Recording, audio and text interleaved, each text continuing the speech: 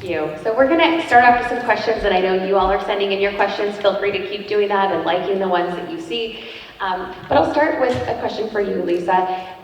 You have been a traveling nurse. You've been in hospital systems throughout our country, California, Puerto Rico.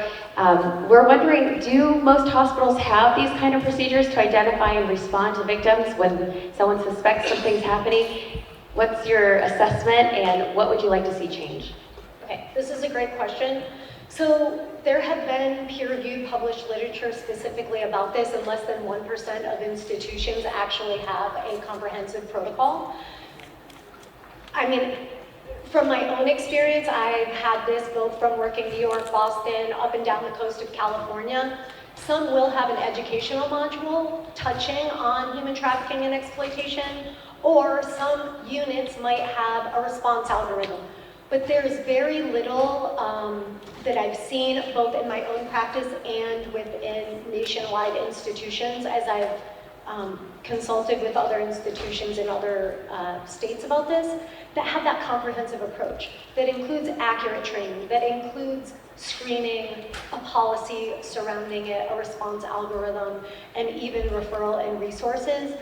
And a survivor-driven approach has never been fully translated, because if people don't even know how to implement even the 4 pillars of institutional kind of response to exploitation and human trafficking, it's really difficult to even push it further in making sure that it's survivor-driven. So I think that, I mean, it's really important if you think about the cornerstone of pediatrics being prevention as well. I'm going to ask you a follow-up, because when I first got conversations with healthcare providers, I didn't know when you say algorithm, I was thinking tech. But when you say it's a if this, then that. So can you explain, like, step by step what you would do if you see someone or you think, something's off here? What does that look like, that process of making decisions? Yeah, so there's many samples, and I have a sample within my presentation for my workshop tomorrow that actually has a sample of what that algorithm would look like. Healthcare providers are very familiar with these, both from like sepsis or code blue and someone not breathing, or asthma, and having that decision-making tree. So it's really, if you see something or something feels off, it's asking those questions in an open-ended, trauma-informed way. And if you're not comfortable, making sure that you have someone who does, whether it's a social worker or someone who's trained in human trafficking and trauma-informed care. If any of your patients respond yes or don't know to those questions, that requires follow-up and making sure you're building a rapport, that you're asking these questions by themselves. I had a patient that had an appendectomy, came in with an accompanied person. At first it was the aunt, then it was the friend. The mom was in another state. Social work got permission for the surgeon got permission for the surgery from mom over the phone. But the nurse was like, something's off. This person that's accompanying her title just keeps switching. And so it's really asking those questions, limiting it to your role. If you know it's positive and you're going to have to refer, for example, with mandated laws, anybody under 18, you're going to call CPS or law enforcement, but knowing that you're doing that based on your role. And then also providing referral and resources. Do you need to put that person in confidentiality status so people aren't calling or just walking on the floor saying, I'm a friend of so-and-so? It really is kind of detailed, and I'm happy to share those samples of what that looks like. Do you want to add anything to that, or you got it covered? Good. Okay, you brought up a great point. Both of our speakers are going to be conducting workshops tomorrow. So if this is your jam, if you want to learn more, go and listen to both of them. They're back to back, so you have the opportunity to even hear both. You don't have to make the choice. So that's tomorrow's workshops. But I want to maybe start with Kristen, because as a pediatrician, over the years, you develop relationships with your patients. And we have a lot of questions around, what do you do? How do you talk to a child if they don't realize that what is happening to them is exploitation, is abuse, they don't see it as a problem? Talk about the challenges of when a patient won't disclose or insist that, no, it's okay, I don't need help. This is what I want to do. Tell us about that. Yeah, thank you so much, Ruthie. I think one of our speakers earlier talked about the change, the shift in our culture, and how normative some of this has become for children. Thorn, which has been referenced by other providers, has some terrifying statistics including that, in my opinion, a way too large amount of children actually believe that it's acceptable to have an online relationship with an adult, romantic relationship with an adult. And that's a cultural shift. So when things are so normative for our youth, it can be extremely challenging. And there's a balance, right? Because we're not trying to shame anybody this is what they're experiencing. And it's a shift from our generation. And we have to be aware of that and sensitive to that. There's so many barriers to our patients disclosing this type of information, especially children. We were just chatting at the break about a patient of mine who all the red flags were there, right? I tried to really work hard to establish a strong bond and relationship with this patient. And years went by, and like you mentioned, it's not a one and done. It's opening that safe space to talk over and over again and be right there willing and waiting for that moment when they feel safe. And it was years later, and it came out that the reason was she was protecting 3 other female siblings. And she felt that disclosure would threaten her siblings. And so we have to just be very, very sensitive in these areas. But also, obviously not wanting abuse to continue, right? And so accessing the resources that we have, having the medical algorithms in place so that we can act and protect them when they're not even able to disclose and essentially protect themselves. So advocate for them. Thanks. So a lot of people are curious about the physical withdrawal symptoms from electronics. How do you see that? Is it like watching someone with a substance abuse issue, or is it different? Can we be paying attention to our own kids? Tell us about that. Who has kids? Who has kids that go on tablets and smartphones? And if they're on there for more than, it depends on the kid. So this is also neurodiversity, right? I have 2 kids, very different. One is very neurotypical, one is more neurodiverse. And it affects them differently. And children who are neurodiverse, oftentimes that prefrontal cortex, if it takes a neurotypical kid 3 seconds to make that judgment call, it may take a neurodiverse kid 6 seconds to make that judgment call. Those 3 seconds are critically important because a lot of things happen in split decisions that kids make. So each kid's different. However, if you've had a kid on a tablet for whatever length of time and you take it away, we call it zombie state in my household. They're just kind of, and you're talking to them and they're not processing what you're saying. Has anyone seen that? Their kids? For my son, I've learned if he's in front of a screen, I'm gonna lose him sometimes for hours. His brain is constantly thinking about Pokemon, right? And he's in this cycle. And so, that's one. Emotional dysregulation, right? You take the screen away, they're screaming. I have kids who can tolerate getting 6 injections into their arm and not flinch with the screen in front of them. And as soon as the parent threatens to take it from them, they are in an outrage, right? Right? Okay, so this stuff is powerful, and we can't be ignorant about that anymore. We have to wake up to it. How about the psychological connection with online relationships and social media that we see an addiction in that area too?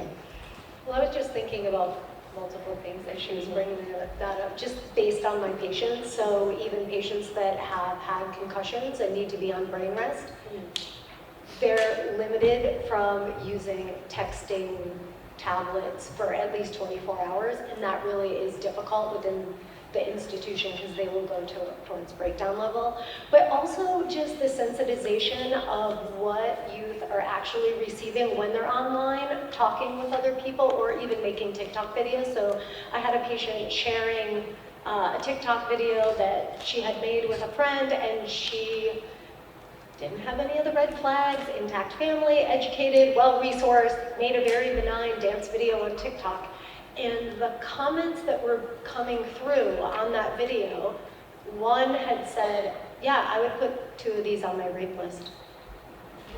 And as a nurse, you know, I want to build that relationship with her. I want her, so what do you think about that? Like, is that something, you know, concerning? Like for me, I'd be concerned, like they could find my location, or then they see your next post where you work at the smoothie place. Like, is that some, and just really not being concerned. Like, yeah, I guess it would be possible, but not really being concerned. And so just the desensitization on the comments that are being made to them online, like having that disconnection. So as a pediatric nurse, that is one of my concerns, like educating youth and the patients I see, but also parents, that it might seem very benign with Facebook, Instagram, TikTok, making videos, but who's actually commenting and what they're exposed to just from being online and social media.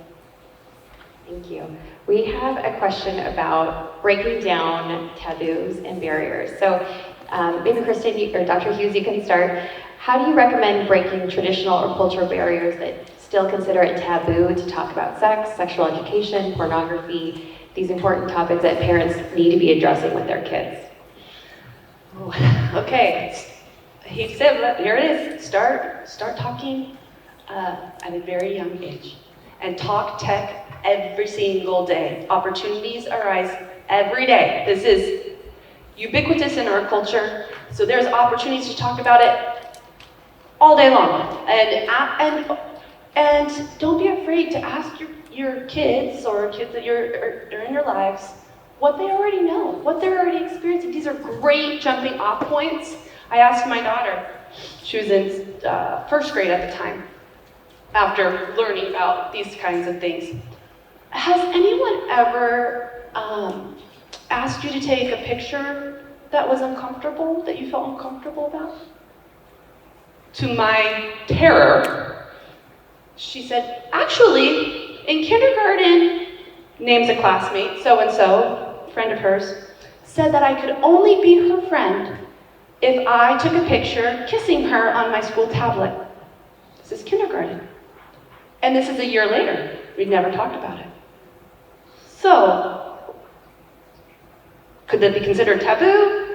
Maybe normative for some, right? Younger generation maybe, or so. But this opened up an opportunity to discuss this topic in a safe space, because I let her share, and then I could say, how did that make you feel? What did you think about that? What does that mean about that friendship? And then we got to go into, let's talk about when others ask you for a picture.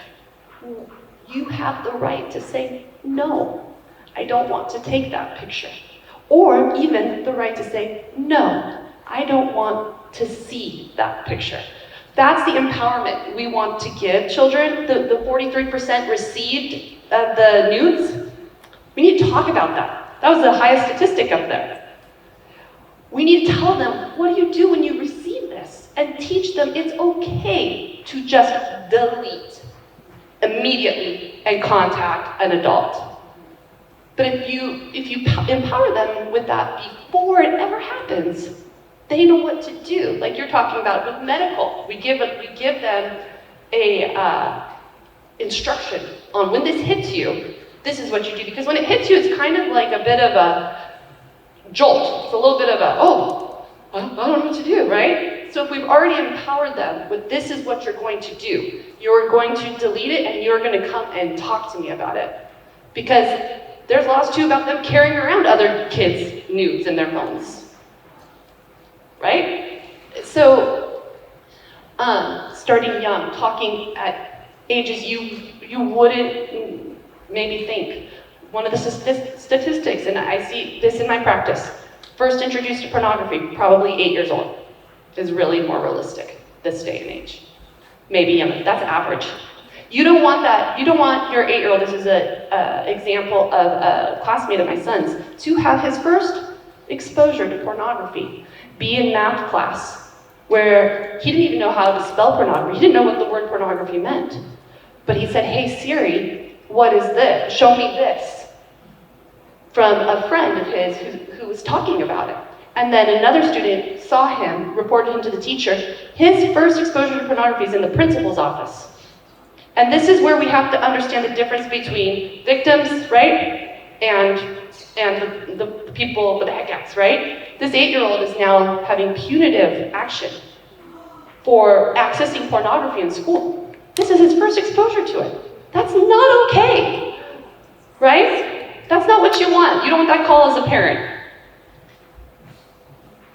Thank you, Kristen. We're going to talk about the role of schools in keeping our kids safe and what they need to be doing to prevent those sorts of things from happening. But I appreciate this perspective. I love that we're ending on being brave, right? That's our role as adults, is having those awkward conversations. Getting comfortable with the uncomfortable, being okay with saying, we're going to talk about this, and talking to other adults about it too, so that our kids know that they're safe and other adults know that they're on watch. Because we need to be willing to make awkward conversations, disrupt situations so that our kids are protected. So thank you for being those brave people that are willing to do that. Thank you for sharing with us. And don't forget, they are going to be doing workshops tomorrow. You can hear more and learn more from our experts. We are going to take a break now, so let's thank them, and then you have coffee.